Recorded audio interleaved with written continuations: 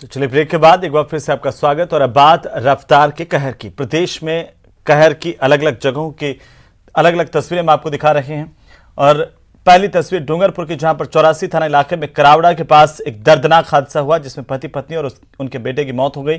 दूसरी तस्वीर बाड़मेर जिले के सिंधरी थाना इलाके की है, जहां पर बाड़मेर जालोर हाईवे के डंडाली फाटा के पास खाद से भरे ट्रैक्टर ट्रॉली के पलट जाने के वजह से हादसा हुआ। इस हादसे में 2 लोगों की मौत हुई है।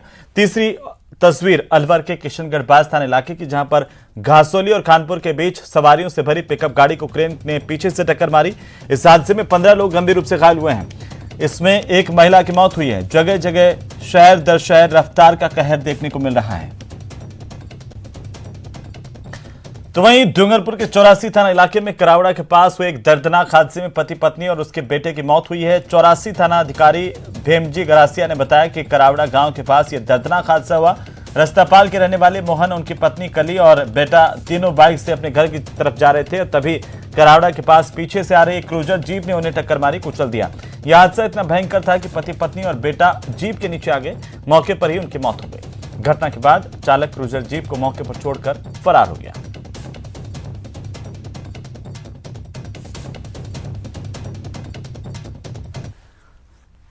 तो वहीं सरहदी बाड़मेर जिले के सिंधरी थाना इलाके में बाड़मेर जालोर हाईवे के डंडाली फाटा के पास एक भीषण सड़क हादसा हुआ। इस दौरान खाद से भरी ट्रैक्टर ट्रॉली पलट गई। ट्रॉली के नीचे दबने से 2 लोगों की दर्दनाक मौत हुई है। हादसे में एक व्यक्ति गंभीर रूप से घायल हुआ है। घायल व्यक्ति को एम्बुलेंस की मदद से सिंधरी अस्पताल पहुंचाया गया, जहां पर उसका इलाज जारी है। बताया गया है कि दोनों मृतक मिठोड़ा गांव के निवासी हैं।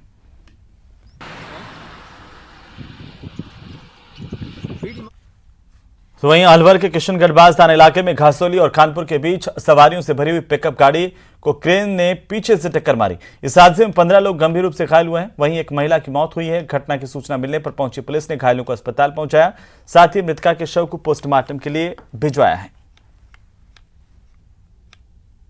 हाँ बताइए बाबूजी, क्या मामला है पूरा? मामला बाबूजी ये है कि खान गंगोरा से हमारी बहन एक्सपायर हो गई थी गंगोरा में। उसका ससुराल वहाँ खानपुर थी।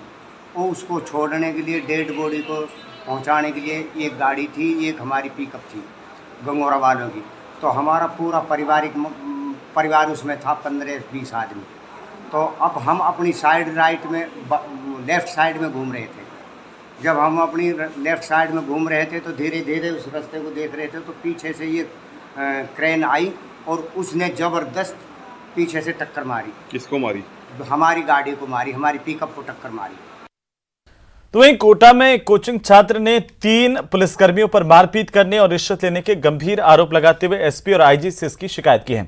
पीड़ित छात्र ने दलाल के मार्फत ऑनलाइन रिश्वत देने का मोबाइल का स्क्रीनशॉट भी पुलिस के अधिकारियों को उपलब्ध करवाया।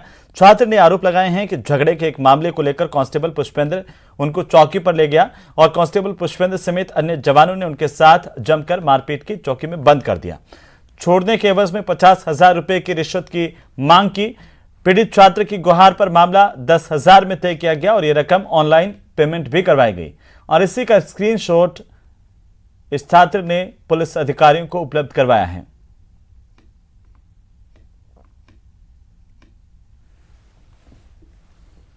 मुझे वहां पे भी मारा उन्होंने और सर उसके बाद मुझे ले जाते टाइम मेरे किसी दोस्त ने वीडियो बनाने की कोशिश करी तो सर उसे भी अपने साथ ले गए। सर गाड़ी बुलवाई, मुझे राजीव गांधी नगर कोई सर चौकी वो किया है वहां पे ले गए। सर वहां पे 2 आदमी और पहले से बैठे हुए थे, जिनका नाम एक का हुसैन था और एक का नाम गोकुल था। वो फिर इन तीनों ने सर मुझे मिलके मारा, मेरे दोस्त को मारा कि वीडियो बनाने के लिए, उसे भी 1500 में छोड़ा और मुझे बहुत मारा, मेरे आगे के बाल निकाल लिए हैं और सर पैरों पे इतना मारता सर 3 दिन तक चला नहीं जा रहा था। सर उसके बाद उन लोगों ने मेरे से वहाँ पे 50,000 की डिमांड करी। तो मैंने कहा सर हम पढ़ने लिखने वाले बच्चे हैं, 10-12 हजार सर आते हैं घर से। तो मेरा आईफोन लेके कह रहे कि तुम इसे बेच दो, इससे पैसे हो जाएंगे। सर बस उन्हें पैसे चाहिए थे सर और मुझे मारे जा रहे। सर मैंने कहा नहीं हो पाएगा तो और मारे।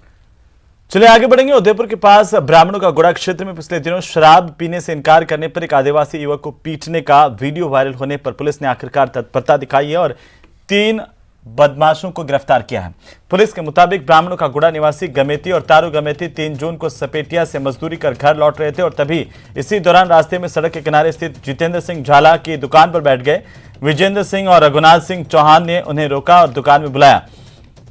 इस दुकान में बदमाश जितेंद्र सिंह झाला और यशपाल भी बैठे थे। सभी बदमाशों ने प्रकाश को शराब पीने के लिए कहा और जब उसने मना कर दिया तो इस पर गुस्साए इन बदमाशों ने प्रकाश के साथ जम करके बर्बरतापूर्वक मारपीट की, लातों घूंसों से उसे पीटा। इसका वीडियो वायरल हुआ और अब आखिरकार पुलिस ने कार्रवाई करने के बाद इन बदमाशों को गिरफ्तार किया है, जिसमें जितेंद्र सिंह झाला, यशपाल, ये तमाम बदमाश अब पुलिस के चंगुल में हैं।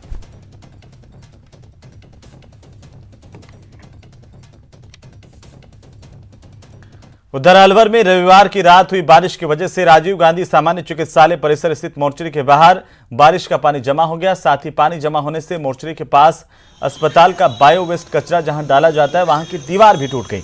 ये दीवार टूटने की वजह से दीवार के बगल से जा रहे नाले का पानी सीधा अंदर मोर्चरी के कक्ष में जमा हो गया है। इस पानी की वजह से मोर्चरी में होने वाले पोस्टमार्टम के दौरान मृतक के परिजनों, पुलिस और अस्पताल के चिकित्सक और अन्य कर्मचारियों को भी भारी परेशानी का सामना करना पड़ रहा है। ये और पानी भर गया है, क्या मोर्चरी की हुआ है, तरफ नाला टूटा हुआ है, क्या सिस्टम है? हाँ देख रहा हूँ, पानी भरा हुआ है यहाँ पे, नाला टूटने की वाई है। पीएम साहब वो बताएंगे, अवगत कराएंगे समस्या से। समस्या हो रही है काफ़ी, परिजनों को भी और हमें भी जाने में काफ़ी प्रॉब्लम होगी। बायो वेस्ट कचरा है, उसमें भी पानी जा रहा है, तो उसमें संक्रमण भी फैलता है। संक्रमण भी फैलता है इससे, अच्छा, और अवगत कराएंगे। कौन सी जगह भरा हुआ है सर पानी? ये मुर्दा के सामने भरा हुआ पानी। अच्छा, तो अब ऐसे में परिजनों को, डॉक्टरों को भी परेशानी हो रही है। तो वहीं कोटा में संभाग के सबसे बड़े एमबीएस अस्पताल के दवा काउंटर्स पर मिलने वाली निःशुल्क दवाओं का दावा खोखला साबित हो रहा है। मरीजों और उनके परिजनों को दवा के लिए काउंटर पर अलग अलग भटकना पड़ रहा है और ऐसे में परिजनों को इसके बाद बैरंग ही घर लौटना पड़ता है या फिर उनके सामने मजबूरी में बाहर से ही दवा खरीदनी पड़ती है। दवा के लिए लंबी लाइनें यहां पर लगती है और जब तीमारदार का काफी देर तक इंतजार करने के बाद दवा लेने का नंबर आता है तो उसे दूसरे काउंटर पर भेज दिया जाता है। अस्पताल प्रशासन की इस लापरवाही की वजह से लोगों को परेशान होना पड़ रहा है। ऐसे में मरीज बाहर से दवा खरीदने के लिए मजबूर हैं।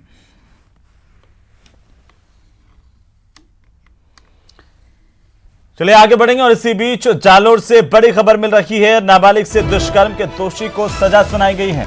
पोक्सो कोर्ट ने 10 साल की सजा नाबालिग से दुष्कर्म करने के दोषी को सुनाई है। जालोर के सांचौर थाने का 2018 का यह पूरा मामला, जिसमें पोक्सो कोर्ट में सुनवाई हुई और आखिरकार आरोपी को दोषी ठहराते हुए कोर्ट ने सजा का ऐलान किया है।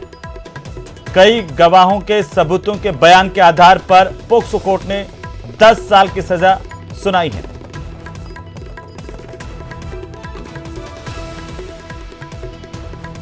और इसी के साथ ही बुलेटिन फिलहाल इतना ही। आप देखते रहिए न्यूज़ 18 राजस्थान। नमस्कार।